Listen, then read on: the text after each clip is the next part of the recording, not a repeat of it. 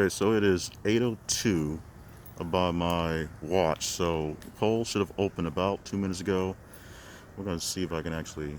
I don't think I put the camera on this mode, but I am in line. I've never been. This is basically where I go to early vote most of the time. When I work down the street, I come during lunch and will spend maybe about 20 to 30 minutes in line and basically go maybe across one parking lot. I'm literally lapped around. There's a big circle, big loop here at the Rolling Road Library, and I've never been this far in my life for voting. So this is a very serious thing. We're going to time this out and see how it goes. Remember, like I've been saying for weeks, get out there and vote. If you have a chance to early vote, you might want to go ahead and do it because it is kind of serious. I should have brought my umbrella out with me, but at this point, if whatever happens, happens. I did bring coffee, I did bring snacks, I did bring headphones. We expect this is going to take a little bit of a while, not the normal 20 minutes.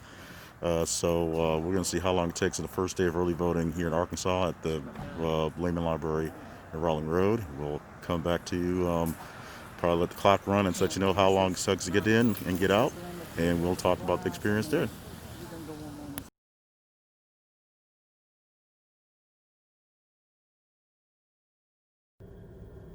So the time is now 11:10. I have the new fashion accessory and accoutrement to go along with it, my stylist. And it took me 3 hours and 6 minutes. I got into the polling place at 11:06. The polls opened at 8 o'clock, and of course, I was in line at approximately 7:30. So that means it took me 3.5 hours essentially to vote today, and that's because I got here pretty early. This camera angle I have here, or the camera setting I have, won't let me turn around. I'm back in the parking lot, and I can see from my seat basically the spot where I started from and beyond there. And as I can tell right now, 3.5 hours later, there are people in those spots right now. And the difference between then and now is that we have a very light sprinkle happening now. People were worried about getting in line and having to beat the rain. Apparently, we got there early enough to beat the rain today. The voting process was extremely simple, and one thing I noted when everybody's talking about nationwide about new ways to vote, we have brand new voting machines to make sure that everybody is safe instead of pressing buttons and touching things. Like I said, we all got a stylus. In fact, it's early voting, and in order to check our name on a roster, instead of big, thick ledgers, everything was online. They had a little computer. They looked at our ID. They typed in our name, pulled the information, and we signed the little electronic thing. Went to the polling booth, tapped the buttons for the people we wanted to tap to. Oddly enough, there were about there had to been at least 12 different people on the vice presidential ticket.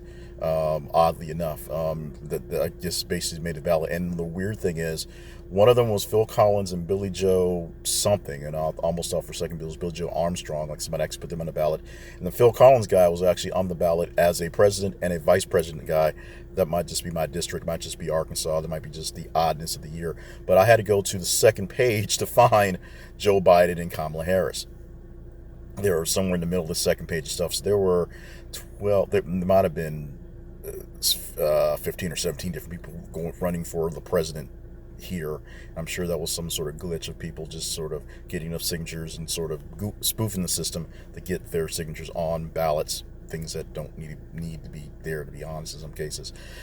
As I said, this voting process was very simple as normal. The only difference was instead of it taking me maybe 20 minutes to get inside, and that's because we could stand a lot closer, tighter in line, it took 3 hours to get inside of the place. And I literally can say I've never stood that far in line in my life. By the time I got to the point where my previous spot was basically right at the edge of the street, crossing the street to the library, I was a bit amazed that was going on. This is Arkansas. We've seen these pictures last week from other places, Texas and Georgia specifically, because those are seen as battleground states. Texas normally isn't for a presidential election, but it is this year, and we get so many people being weirded out by the process of voting and by disenfranchising of voting, and so many people needing to have their voices heard, whatever side of the issues they're on. It's been amazing. This is what I'm going to do in a piece a bit later. The 2020 election voting processes, as we see now, is all the case study you need for some sort of reform to make elections simpler, easier, and here's the thing, more convenient. All the things they threw out about security and fraud and whatever they threw out, that is basically a way of slowing things down and suppression, because it is. If it makes it harder for you to do, people won't put forth the effort to do it. If it starts to rain today, people won't want to stand in line for 3 hours. Guess what? People feel this is election strong, more important enough to be in line for 3 hours to make sure their vote is heard. One vote by itself doesn't count, but enough people voting for a something or enough people not voting for something makes a difference. So if things you hear this year really do make a difference to you and you are registered to vote, in some cases today is the very last day to make sure you're all set up. So take care of it today. Otherwise, if you're registered to vote, if you're eligible, check your voter location, and if you got early voting, you basically show up at basically any early voting place. Get to the one that's most convenient, nearest to you, something that's near your home. It doesn't really matter which one you go to, because you can go early vote basically anywhere. And if you're going to vote on election day, pack a lunch, bring a friend, bring a book, charge up your phone, and bring a couple battery packs, because you may be there for a while. This was not a hard thing to do, and I've actually got a chance to have some pretty neat, nifty conversations with people online, but this was a lot longer than it's ever been for me before, and it probably ever should have been. There should be more convenient ways to do this. Mail-in voting should be much more convenient.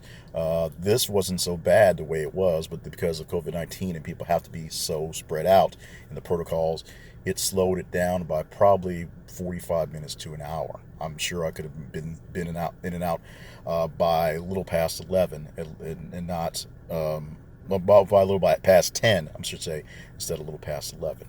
Once again, in line at 7:30 a.m. Polls open at 8 a.m.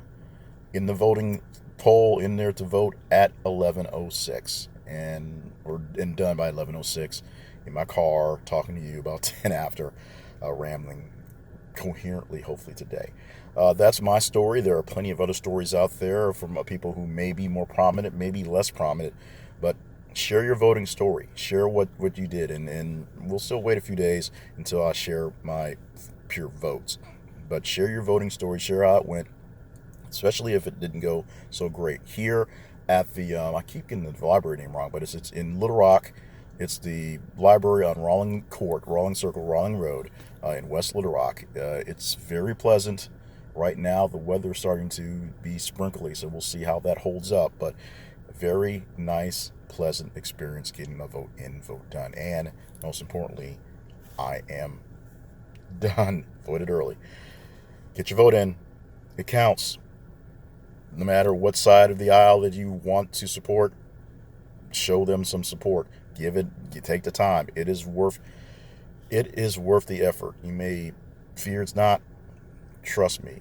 If you want to see change happen, or if you don't want to see change happen, if you like things the way they are, you need to find the person who is supporting which way you want to go and give them a vote and let this whole thing play out, which is the important thing. Let the whole thing play out.